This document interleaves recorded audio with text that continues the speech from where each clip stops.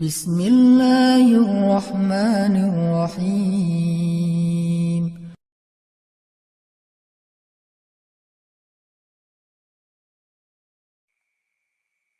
Kisah Nabi Muhammad SAW ketika beliau bahasa lebih tepatnya dalam tanda petik ya, biar nggak bisa disalahin, kayak didiemin lah sama istri-istri beliau, gara-gara istri-istrinya ngambek. Di dalam surat At-Tahrim, surat 66, coba kita buka, surat 66. Ini juga kalau teman-teman baca kisah surat ini tuh luar biasa ya. Kita kayak baca novel atau kayak nonton film, keren banget. Saya memang senang banget dengan sirah Nabi dan para anbiya, dan terutama kalau sirah ini berbentuk storytelling, bukan data sejarah ya. Karena membaca data sejarah itu emang agak-agak liar sih. Tapi kalau storytelling kan kita adegan ya. Wah seru ya. Itu lebih keren daripada Disney, Marvel, Endgame, satu apalah. Lebih seru baca sirah kalau kita paham. Surat 66 ayat 4. Ayat 5. Ayat 5. Itu tuh ceritanya, saya langsung ke ceritanya aja. Ceritanya kan waktu itu Nabi itu punya kebiasaan kalau habis asar sampai maghrib, Nabi ngapain pertanyaannya? Apa sih yang dilakuin Nabi antara asar dengan maghrib? Ternyata kebiasaan Nabi di hari Jumat antara asar, bukan hari Jumat, di hari-hari biasa antara asar dengan maghrib itu adalah keliling ke rumah-rumah istrinya. Antara asar dengan maghrib itu waktu family time lah, keliling antara rumah-rumah istrinya. Kalau nggak habis dalam satu hari, besok dilanjutin. Nah hari itu Nabi datang ke rumah Maria yang dari Mesir itu, istri beliau yang dari Mesir, Maria Kiptiyah. Dan lama di rumah Maria, nggak pindah-pindah gitu. Sementara Hafsah sama Aisyah udah nungguin Nabi di rumahnya Aisyah berdua. Karena emang Hafsah sama Aisyah ini kan ngegeng banget ya berdua ya. Kayak soulmate banget lah, walaupun sama-sama istri Nabi, tapi mereka kayak fair, berdua tuh nggak ada masalah. Kalau yang dengan yang lain mereka cemburu. Nungguin di rumah Aisyah. Hafsah, Nabi di rumah siapa sih sekarang? Kata Hafsah, di rumah Maria. Kok lama banget sih di rumah Maria, dikasih makan apa sih? Gak tahu tuh, dari tadi kita tungguin gak datang-datang. Kan sesama cewek nih ngobrol. Lama gak datang-datang, menjelang maghrib Nabi baru datang. Aisyah udah agak bete nih, lama banget sih giliran di Maria aja datang lama, di rumah saya lama gak datang-datang. Begitu Nabi datang, tuh Nabi datang. Diam aja Aisyah sama Hafsah. Assalamualaikum. Waalaikumsalam. Kayak ngambek gitu kan. Kata Nabi, Aisyah kenapa? Hafsah kalian kenapa? Kata Aisyah, ya iyalah sedih. Kok di rumah Maria lama banget, dikasih makan apa sih, enak ya? Kata Aisyah. Enggak makan apa-apa, cuma minum madu. Oh kata Hafsah, pantesan kok bau mulutnya gak enak. Pasti madunya gak benar tuh di sana tuh. Iya gak benar, jangan minum madu lagi kata Aisyah. Kata Nabi, ya udah mulai sekarang saya gak akan minum madu lagi. Demi apa? Menyenangkan hati Aisyah. Aisyah langsung yes, Nabi gak akan minum madu lagi demi saya. Berarti saya kan istimewa banget. Kenapa bisa istimewa? Karena aslinya Nabi itu hobi banget minum madu. Kayak saya mungkin senang minum kopi. Tapi demi istri, mulai sekarang saya gak akan ngopi lagi. Kan istri saya ngerasa, wah demi aku tuh dia gak mau ngopi lagi. Kan keren kan? Akhirnya Aisyah ngomong ke istri-istri yang lain. Kalian tahu gak? Kata Aisyah. Kayak ngomong di grup gitu kan? Tapi grupnya bukan grup WhatsApp, grup mereka gitu. Kalian tahu gak? Nabi sekarang gak akan minum madu lagi loh. Kenapa? Karena aku.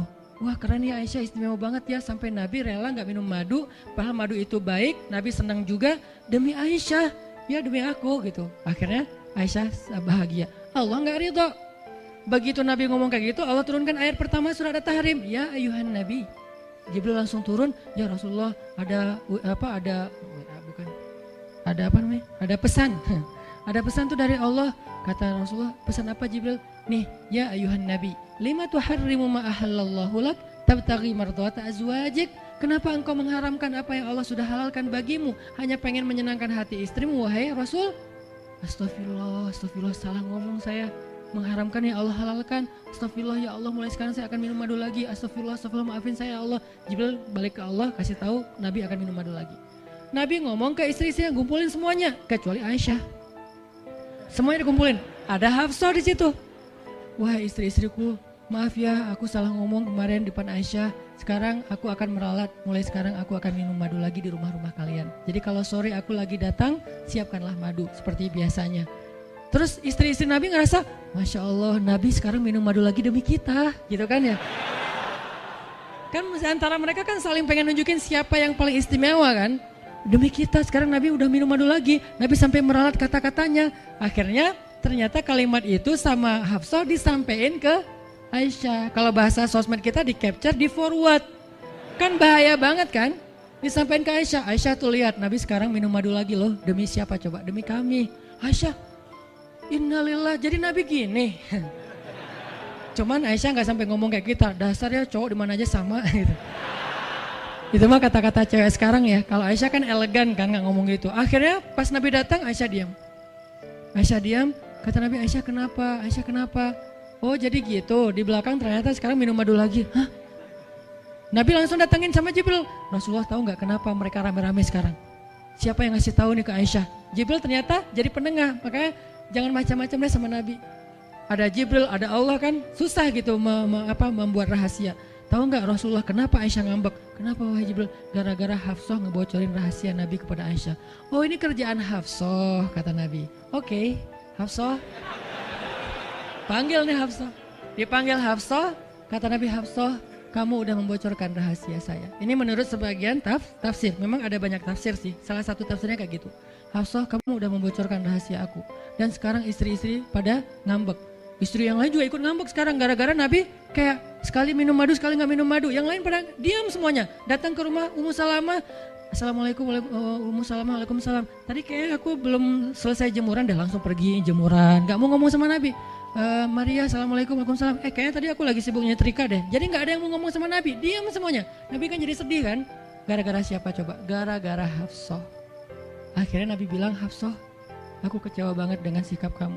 Kamu nggak jaga rahasia aku. Sekarang aku antar kamu pulangnya ke rumah Umar.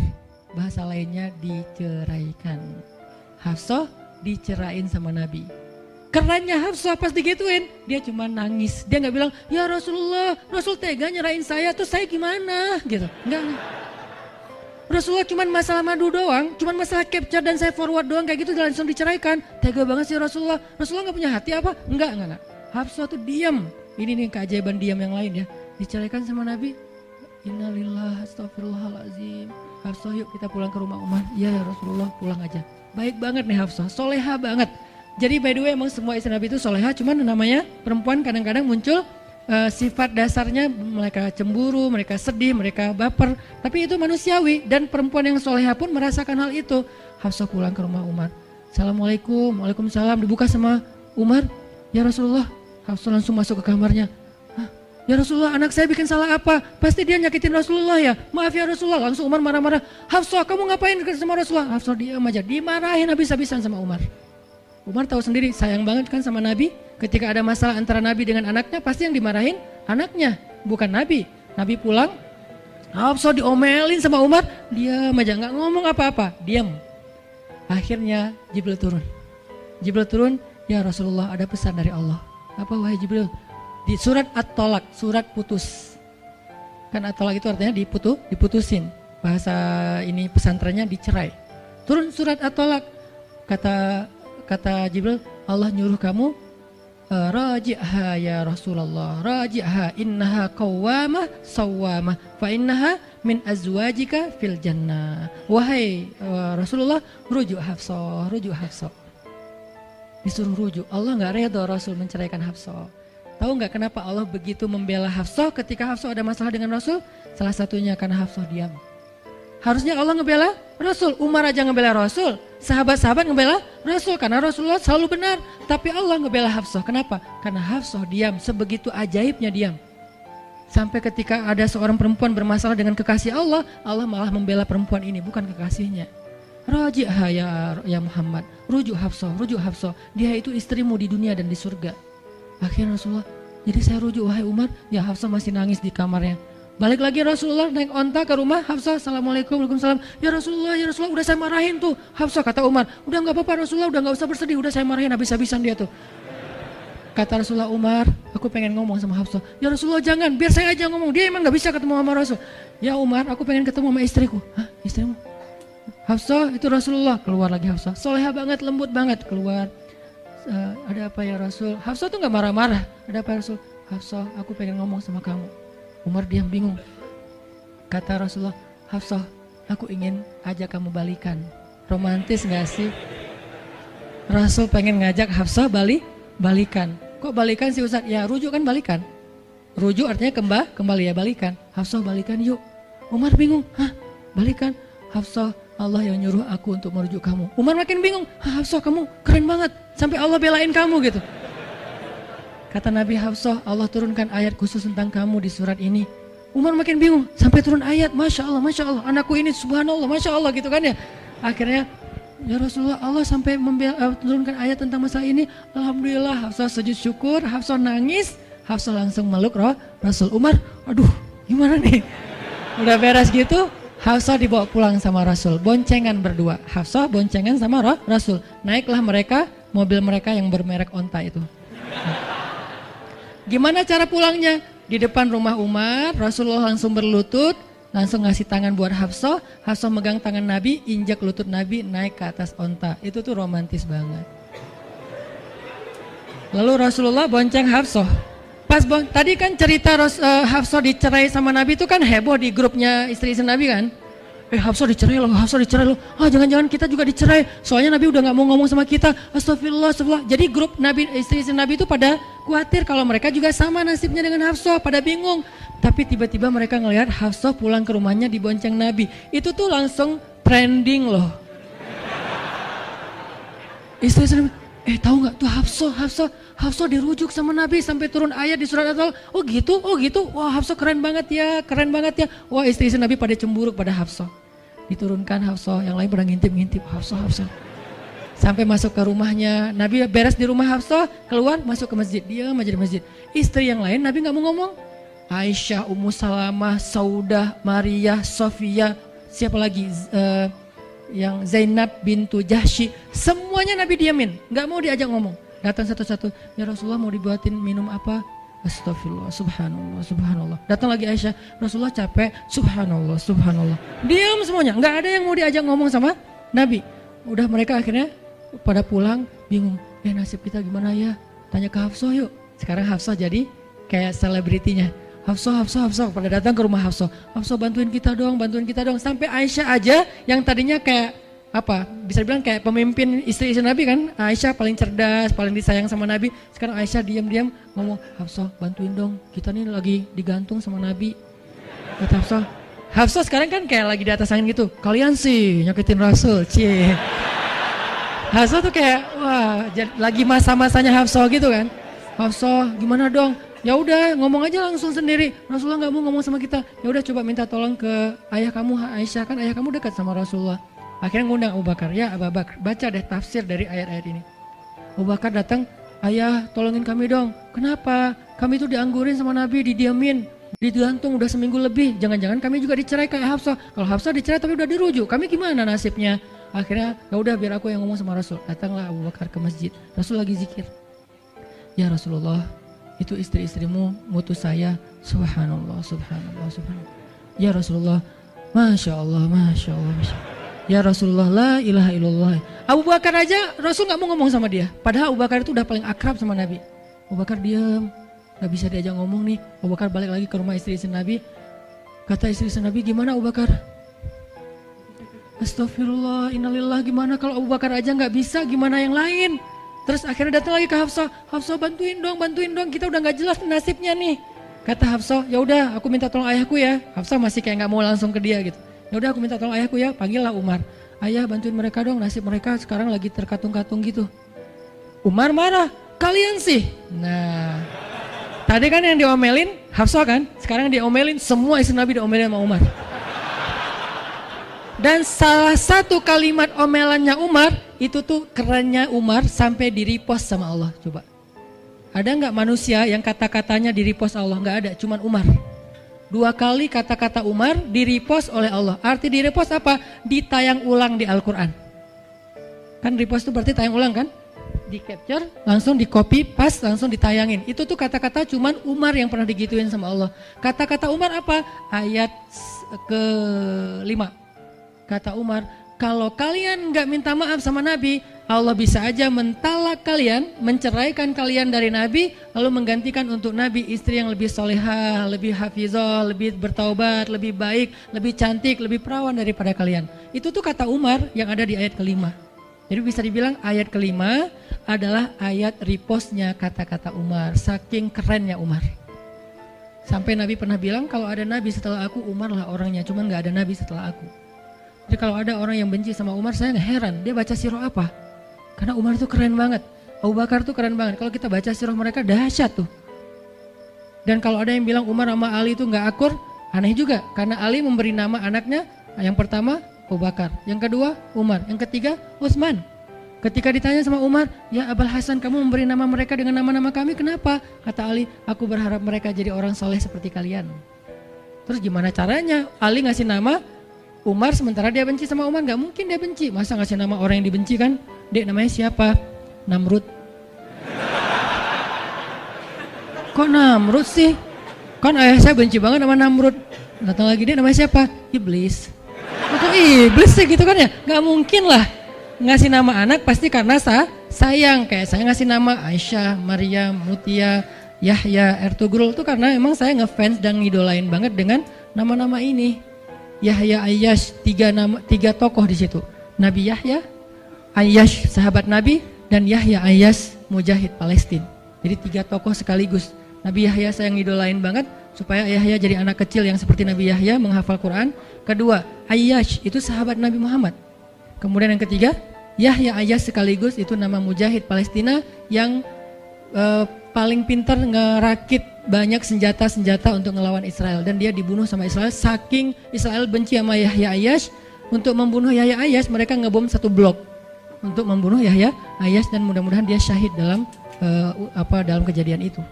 Artinya saya ngefans gitu. Ali juga kayak gitu. Balik lagi ke cerita tadi, akhirnya ngundang Umar. Umar datang ke Rasulullah. Ya Rasul, saya diutus istri-istrimu. Subhanallah, subhanallah. Ya Rasul, bicara dong, kasihan mereka kayak digantung. Ya Rasul, apakah engkau menceraikan mereka semua? Baru Rasulullah ngeliat ke arah Umar. Rasulullah tersenyum. Rasulullah bilang, enggak wahai Umar. Allahu Akbar, kata Umar. Dia langsung takbir, Allahu Akbar. Istri-istri Nabi dengar suara takbirnya Umar, itu pertanda, kode, berarti berita gembira. Istri-istri Nabi juga Allahu Akbar, rame gitu kan. Umar masuk ke rumah istri Nabi. Wah Umar, Busyra ya Umar, Busyra berita gembira. Wahai Umar, ya berita gembira, kalian tidak diceraikan oleh Nabi. Tapi jangan macam-macam lagi ya. Ya Umar, ya. Akhirnya sujud syukur semuanya. Beres sujud syukur, mereka bilang, kita masak-masak yuk untuk Rasul yuk, syukuran. Di rumah siapa? Ya di rumah Hafsah lah. Akhirnya mereka masak-masak di rumah Hafsah. Pas sudah beres masak-masak, mereka ngundang Nabi untuk pulang. Tapi yang berani ngomong sama Nabi cuman Hafsah. Hafsah, kita udah beres masak nih, minta dong Nabi pulang ke rumah. Ya udah tenang, biar aku yang minta. Hafsah datang, ya Rasulullah, kami masak-masak loh untuk Rasul, yuk pulang yuk. Ya Hafsah, udah beres Nabi zikir, sujud, beliau balik sama Hafsah. Sampai ke rumah Nabi, tenang, udah selesai lah urusannya. Apa yang terjadi setelah itu Ustadz? Udah gak ada riwayatnya, jadi gak bisa diriwayatin. Pokoknya beres itu mereka pun hidup bahagia selamanya. Apa pelajarannya di sini? 2 orang di sini dapat keajaiban lewat diam. 1 Hafsah, Allah suruh rujuk gara-gara dia diam. Kedua Nabi, diam aja sambil zikir, sampai akhirnya Allah beri pelajaran yang berharga. Istri-istri yang tadinya ngambek serentak semuanya insaf bahasa kita, sadar dan mereka minta maaf kepada Rasulullah. Jadi kalau istri lagi ngambek, lagi ngomel, diam. Isilah diam kita dengan zikir. Tapi zikirnya bukan auzubillah minasyaitonirrajim, auzubillah. Jangan, dia bukan setan. Dia hanya lagi ngambek. Subhanallah, masya Allah, alhamdulillah. Yang paling efek itu la haula wala quwata illa billah. Itu ngefek banget. Mudah-mudahan ini bisa menjadi penyemangat, motivasi untuk kita semuanya. Betapa kata as-samt as-sukut, diam aja dalam Islam itu adalah kebaikan yang luar biasa dahsyat. Mudah-mudahan itu bisa jadi behavior, perilaku kita sehari-hari, perilaku kita di sosial media, perilaku kita di jalan, di rumah, dimanapun, sehingga orang yang sudah hijrah, udah ngaji, mukmin, harusnya bisa menjadikan diam sebagai bentuk pembelaan diri kalau dia ada masalah. Barakallahu fiikum. Subhanakallahumma wa bihamdika asyhadu an la ilaha illa anta astaghfiruka wa atubu ilaik. Assalamualaikum warahmatullahi wabarakatuh.